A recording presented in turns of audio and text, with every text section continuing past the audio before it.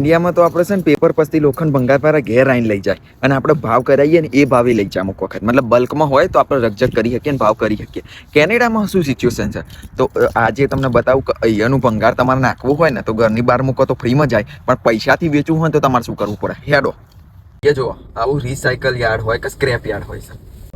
પછી અહીંયા સિસ્ટમ હોય, તમારે જવાનું, આ વજન કોટો છે, એ વજન કરવાનું, તમારો સામાન ફેંકવાનો, પછી પાછી ગાડી લાવવાની, પછી પાછું એનું વજન કરવાનું.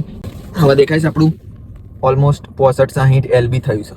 પેલું પિક્ચરોમાં ખબર છે દેખાડતા હતા, આપણા ગાડીઓના ઢગલે ઢગલા પડ્યા હોય, સ્ક્રેપ યાર્ડ હોય, જંક યાર્ડ હોય, જે કહો રિસાયકલ યાર્ડ કયો, આ બધું બસ આ એ જ છે. નાની મોટી ગાડીઓની તો કોઈ વેલ્યુ જ નહીં. જુઓ ખટારે ખટારા અહીંયા સ્ક્રેપ થઈ જાય છે, ગાડીની ખટારા બી જુઓ છે ને, મજબૂત જગ્યા છે. બાકી મોજ પડે, શૂટિંગ બુટિંગ કરવું હોય તો આવી જજો વિલનો, સોરી ભાઈઓ.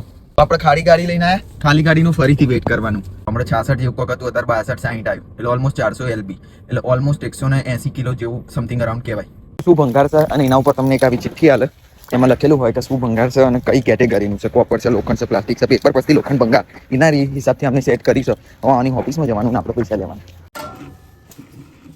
આ બેઝિકલી બન્યા હતા 33.75, $2 આવી રહ્યા છે અને રિસાયકલિંગ ફીસ કાપી લીધી અને આપણા હાથમાં છે 31.75.